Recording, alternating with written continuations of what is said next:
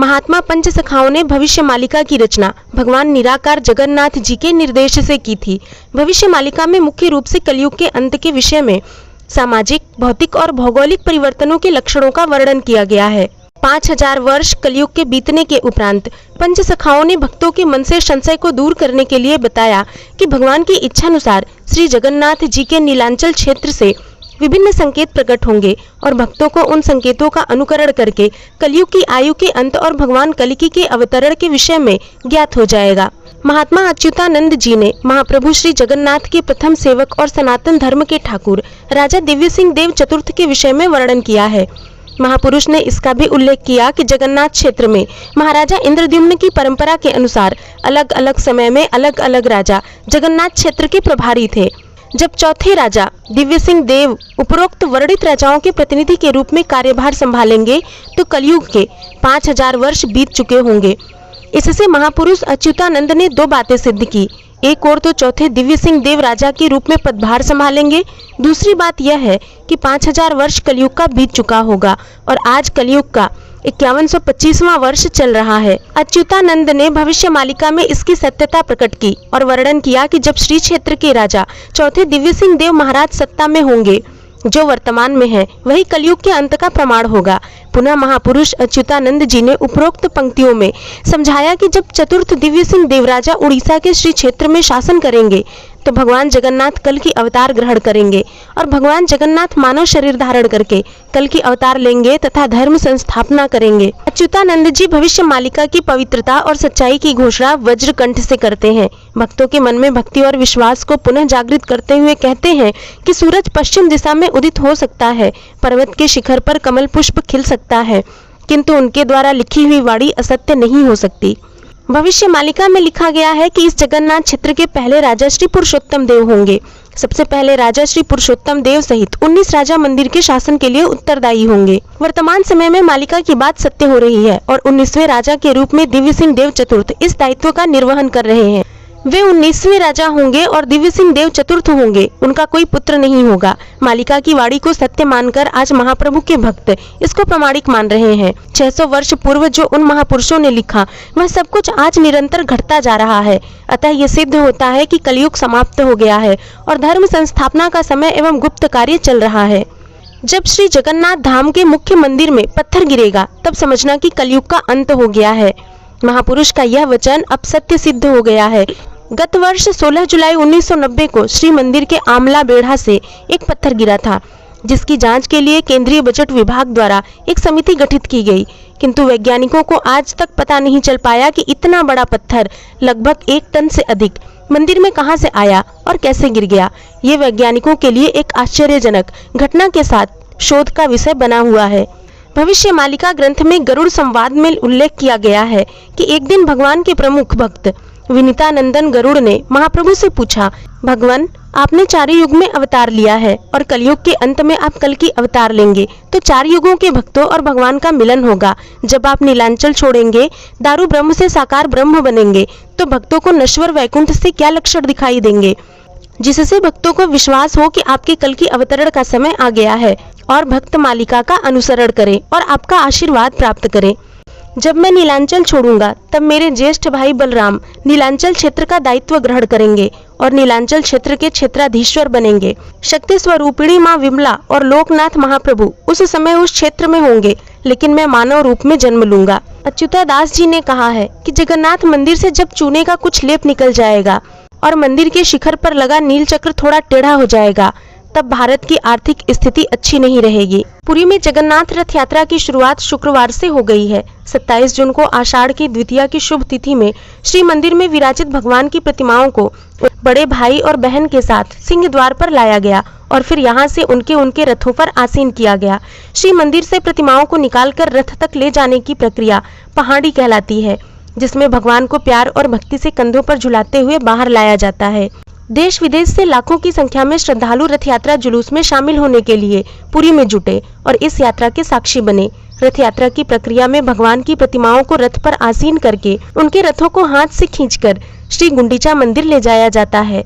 यह मंदिर पुरी जगन्नाथ मंदिर से लगभग 2.5 किलोमीटर दूर है। गुंडीचा मंदिर महाप्रभु जगन्नाथ, उनके भाई भगवान बलभद्र और बहन देवी सुभद्रा के मौसी का घर माना जाता है। कैसे भगवान की मौसी बन गई देवी गुंडीचा, आइए जानते हैं। जब उत्कल क्षेत्र के राजा इंद्रद्युम्न और उनकी पत्नी रानी गुंडीचा ने भगवान नील माधव के लिए मंदिर बनवा लिया, तो अब प्रश्न आया कि मंदिर और देव प्रतिमाओं की प्राण प्रतिष्ठा कैसे हो। प्राण प्रतिष्ठा की रीत के बाद ही मंदिर में पूजन हो सकता था। सवाल उठा कि इस कार्य के लिए योग्य ब्राह्मण कौन होगा। इस पर विचार होने लगा। इधर जब देवर्षि नारद उत्कल पहुंचे तो राजा ने उनसे प्राण प्रतिष्ठा का पुरोहित बनने का निवेदन किया, लेकिन देवर्षि नारद ने कहा, इस दिव्य विग्रह की प्राण प्रतिष्ठा ब्रह्मा जी को ही करनी चाहिए, इसलिए आप मेरे साथ चलिए और उन्हें आमंत्रण दीजिए, वह जरूर आएंगे। राजा इसके लिए सहर्ष तैयार हो गए और ब्रह्मा जी को आमंत्रण देने के लिए देवर्षि के साथ चलने को कहने लगे। तब नारद मुनि ने कहा कि राजन, क्या आपने ठीक से विचार कर लिया है कि आप चलना चाहते हैं? राजा ने कहा, इसमें विचार की क्या बात है, अब तो श्री मंदिर की स्थापना का अंतिम पड़ाव है, प्राण प्रतिष्ठा होनी है, फिर मैं संन्यास धारण कर लूंगा। तब देवर्षि नारद ने कहा कि आप पहले विचार कर लीजिए और ब्रह्मलोक चलने से पहले अपने परिवार से आखिरी बार मिल तो लीजिए। ये शब्द सुनकर रानी गुंडीचा असहज हो गई। राजा भी कुछ समझ नहीं पाए। राज परिवार परेशान हो गया। तब देवर्षि नारद ने कहा, आप मनुष्य हैं, ब्रह्मलोक जाने और वहां से लौटने में धरती पर बहुत सारा समय बदल चुका होगा, कई शताब्दियां लग जाएंगी। जब आप लौटेंगे तो न आपका राज परिवार रहेगा और न ही ये राज्य, सगे संबंधी भी जीवित नहीं रहेंगे। पूरी नीलांचल क्षेत्र में किसी और राजा का शासन रहेगा। आप ब्रह्मदेव को लेकर लौटेंगे तो शायद ही आप इस क्षेत्र को पहचान पाएं। अब राजा के लिए नई परेशानी सामने थी। वह मृत्यु से तो नहीं डरते थे, लेकिन उन्हें इस बात की चिंता थी कि श्री मंदिर की स्थापना नहीं हुई और जब तक ब्रह्मदेव को लेकर लौटे तब तक ये न जाने किस हाल में हो। देवर्षि नारद ने उनकी इस चिंता को भांपते हुए कहा कि आप ब्रह्मलोक चलने से पहले राज्य में 100 कुएं, जलाशय और यात्रियों के लिए सराय बनवा दें। इसके साथ ही 100 यज्ञ करवाकर पूरी के इस क्षेत्र को पवित्र मंत्रों से बांध दे। इससे राज्य में कीर्ति रहेगी और पूरी क्षेत्र सुरक्षित रहेगा। राजा ने ये सारे कार्य करवा लिए और फिर चलने के लिए तैयार हो गए। तब रानी गुंडीचा ने कहा कि जब तक आप लौटकर नहीं आते मैं प्राणायाम के जरिए समाधि में रहूंगी और तप करूंगी। विद्यापति और ललिता ने कहा कि हम रानी की सेवा करते रहेंगे।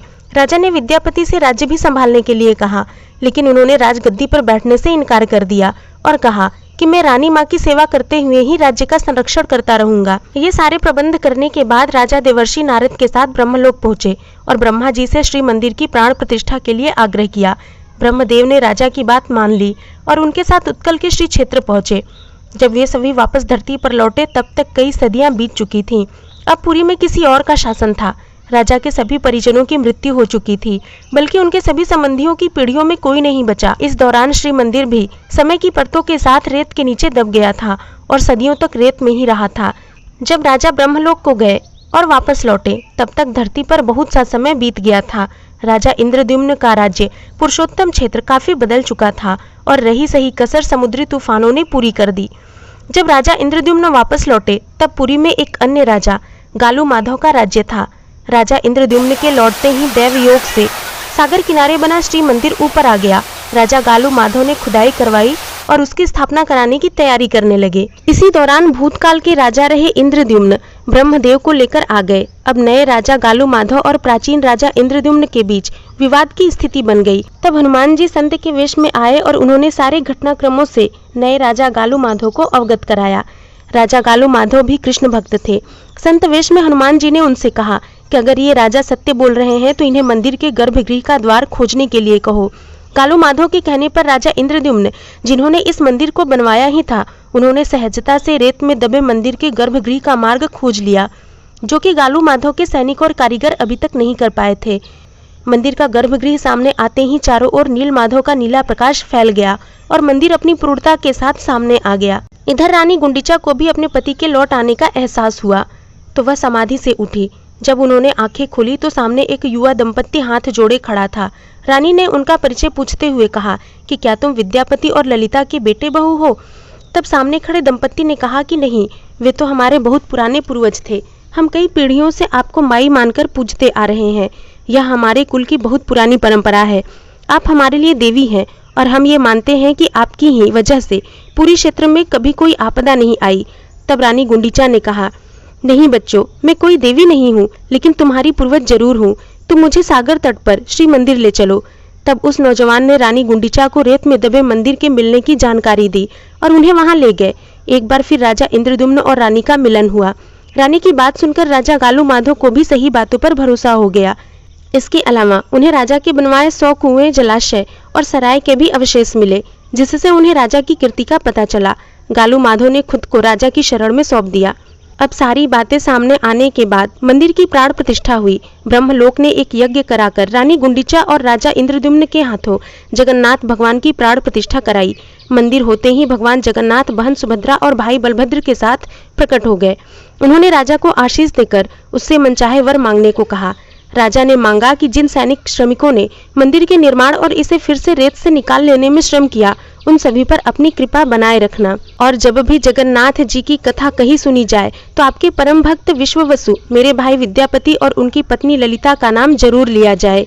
इस कार्य के लिए मेरा साथ देते हुए रानी गुंडीचा ने अपने मातृत्व सुख को भी त्याग दिया, उसे भी अपने चरणों में विशेष स्थान दिया जाए। तब भगवान ने कहा, और मांगो। राजा ने कहा, आपके इस मंदिर में दर्शन करने वाले सभी श्रद्धालुओं को धर्म पथ पर चलने का आशीर्वाद दिया जाए। भगवान ने कहा, और मांगो राजन। तब राजन ने कहा कि और क्या मांगू। तब बलभद्र ने कहा, तुमने जो कुछ मांगा है वह दूसरों के लिए मांगा है, क्या तुम्हें खुद के लिए कुछ नहीं चाहिए। तब राजा इंद्रद्युम्न ने कहा, आप तीनों के साक्षात दर्शन के बाद अब मेरी कोई लालसा नहीं बची। इसके बाद भगवान रानी गुंडीचा की ओर मुड़े और कहा, आपने तो माँ की तरह मेरी प्रतीक्षा की है। आप मेरी माता के जैसी हैं, माँ जैसी गुंडीचा देवी, इसलिए आज से आप मेरी मौसी गुंडीचा देवी हो गई हैं। मैं वर्ष में एक बार आपसे मिलने जरूर आऊँगा। जिस स्थान पर आपने तपस्या की थी वह स्थान मेरी मौसी गुंडीचा का मंदिर होगा। इसे देवी पीठ के तौर पर मान्यता मिलेगी। हम तीनों भाई बहन आपके पास आया करेंगे और संसार इसे रथ यात्रा के तौर पर जानेगा। इसके साथ ही पुरी के हर राजा को रथ यात्रा मार्ग को स्वर्ग झाड़ से बुहारने का सौभाग्य मिलेगा। रथ यात्रा के मार्ग को बुहारने की प्रथा छेरा पहरा कहलाती है। इस तरह भगवान ने राजन रानी गुंडीचा, विद्यापति और ललिता विश्ववसु और पुरी के तत्कालीन राजा गालू माधव के साथ सभी दर्शन करने वाले श्रद्धालुओं को वरदान दे दिया। इसी के बाद से जगन्नाथपुरी भगवान का घर और धरती पर नारायण का वैकुंठ बन गया। पुरी के श्री मंदिर में विद्यापति और ललिता तथा विश्ववसु के वंशज ही पूजा करते चले आ रहे हैं।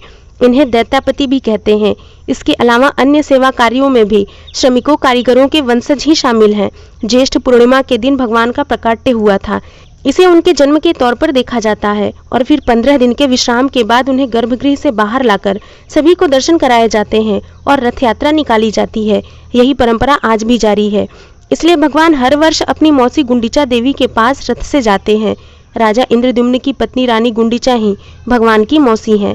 उनके धाम की मान्यता शक्ति पीठ के बराबर है, जिसे गुंडीचा पीठ, गुंडीचा देवी और गुंडीचा तीर्थ भी कहा जाता है।